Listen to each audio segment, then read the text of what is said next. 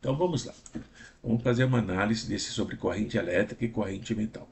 Às vezes, nos formulários, no momento da elaboração, pode acontecer alguma falha de digitação ou mesmo de colocação das questões. Aí, nesses casos, eu ainda estou aprendendo e eu quero e peço perdão a vocês que relevem caso isso aconteça, até que as coisas possam ficar melhores, tá bom?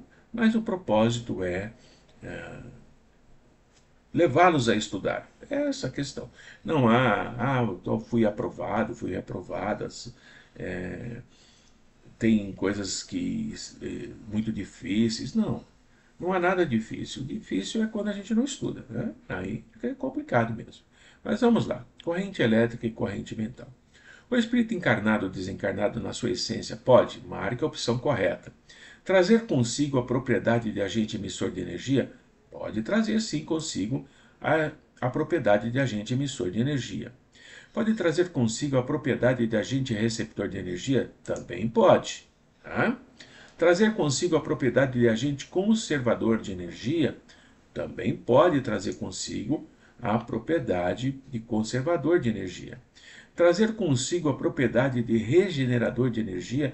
Também pode trazer consigo a propriedade de regenerador de energia.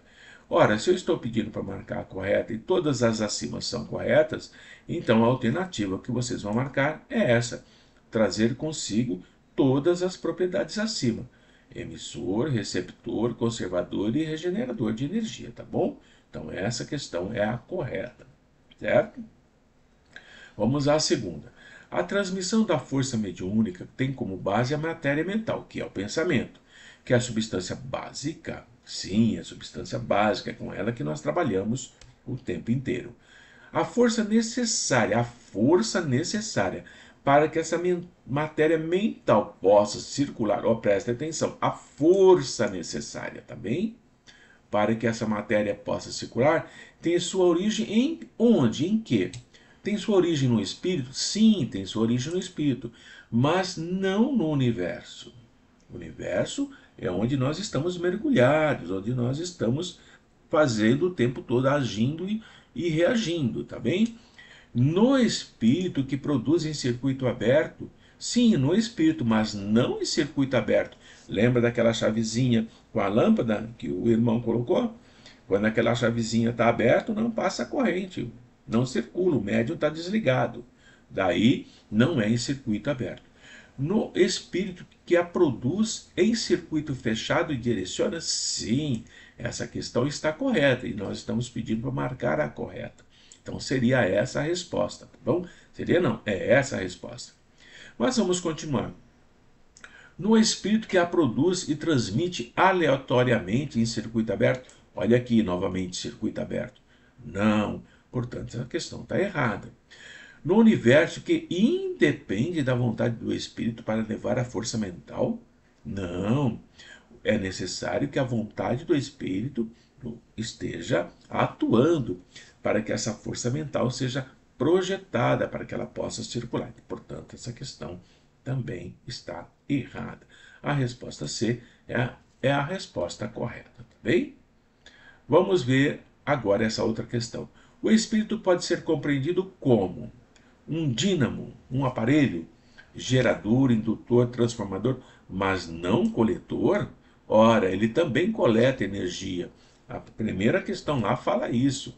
Portanto, essa questão está errada e nós estamos pedindo para marcar a correta. Olha aqui, ó. Um dínamo gerador, sim, o espírito gera energia. Indutor, sim, ele induz, ele transfere energia. Transformador, ele transforma energia.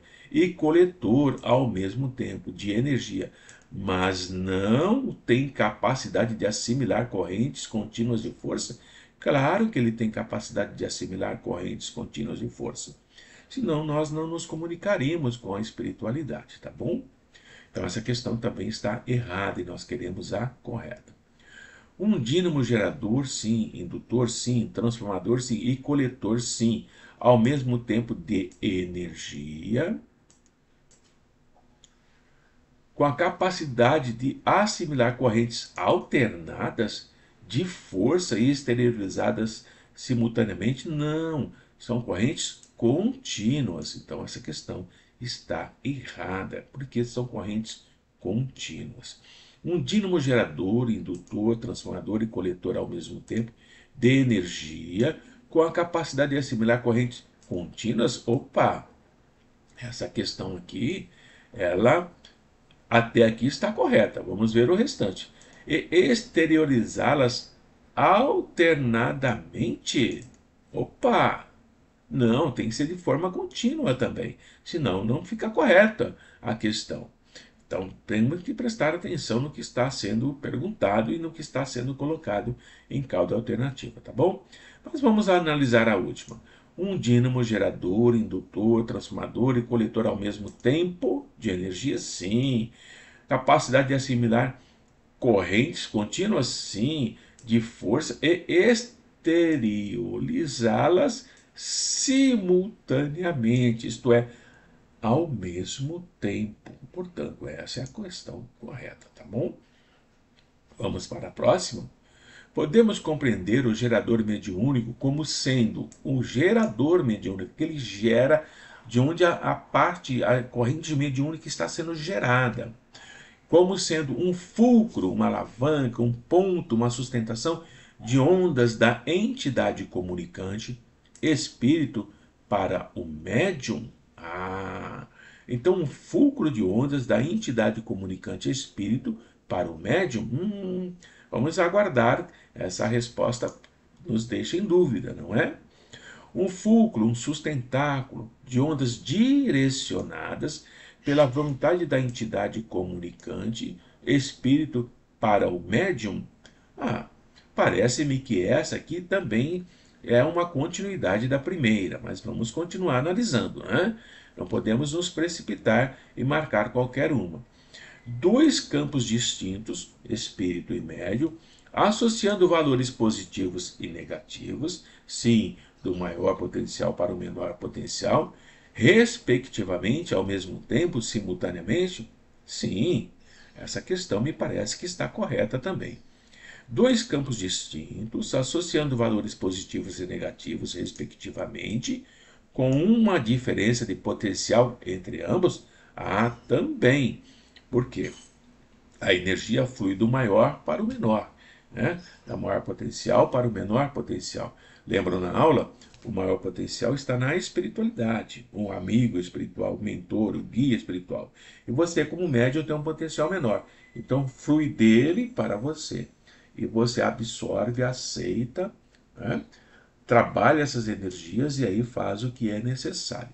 Portanto, todas as alternativas estão corretas. Essa é a resposta certa, tá bem? E por último o fio condutor da entidade comunicante para o médium entidade comunicante é o espírito, entendam isso. O fio condutor, o que liga você ao espírito e o espírito a você? O pensamento de aceitação do médium da corrente mental ocorre em regime de ação e reação? Claro que sim. Quando o médium aceita a corrente mental do espírito, ele está reagindo à ação do espírito, solicitando a conexão. Tá bem? B. O pensamento de aceitação do médium da corrente mental ocorre em regime de ação e reação? Sim. Até atingir o necessário equilíbrio entre o espírito e o médium? Claro que sim. Enquanto a diferença existe, enquanto não há equilíbrio, não ocorre a comunicação. Portanto, à medida que existe a ação do espírito e a reação do médium, de aceitação, esse equilíbrio vai se estabelecendo, vai havendo um equilíbrio até que haja a comunicação. Quando ocorre a comunicação, psicofonia, psicografia ou mensagem de forma mais ampla, é que esse equilíbrio se estabeleceu e aí o médium e o espírito estão conectados por esse fio condutor, tá bem? O pensamento, que é o equilíbrio da corrente mental, sim, pensamento, né? Entre a entidade comunicante e o médium, quando alcançado, anula a diferença existente entre ambos? Acabei de explicar. Existe uma diferença entre o médium e o espírito. À medida que o pensamento de ação e o pensamento de reação começam a entrar em contato e estabelece-se o equilíbrio, a diferença que existia aqui, ó, esse espaço aqui, deixa de existir, porque há o equilíbrio. E aí a comunicação ocorre, tá bom? O pensamento gerando a integração das forças conjuntas, espírito médium, forças conjuntas, entre a entidade comunicante, né? E o médium cria o clima de afinidade, sim. Quando essas forças se estabelecem em equilíbrio, cria um clima de afinidade. Os campos energéticos do perispírito do médium e do espírito estão afinizados, criam como se fosse uma nuvem perispiritual, onde ambos estão em equilíbrio e afins, tá bem? Então, nesse caso, nessa última questão, todas estão corretas. Essa é a resposta. Então, terminamos aqui rapidamente a análise do nosso formulário corrente elétrica e corrente mental do capítulo 5 do mecanismo da mediunidade. Se houver alguma dúvida naquilo que eu falei, ou se eu me equivoquei, se eu errei, não tenham nenhum pudor em me corrigir, tá bom? Porque aí eu aprendo também, ou então corrijo, reestruturo o meu pensamento de uma forma mais linear e mais associativa naquilo que eu ainda posso estar confundindo ou não entendi direito, tá bem? Nada é definitivo quando a gente está estudando e aprendendo, não é verdade? Beijos a todos e até o nosso próximo encontro.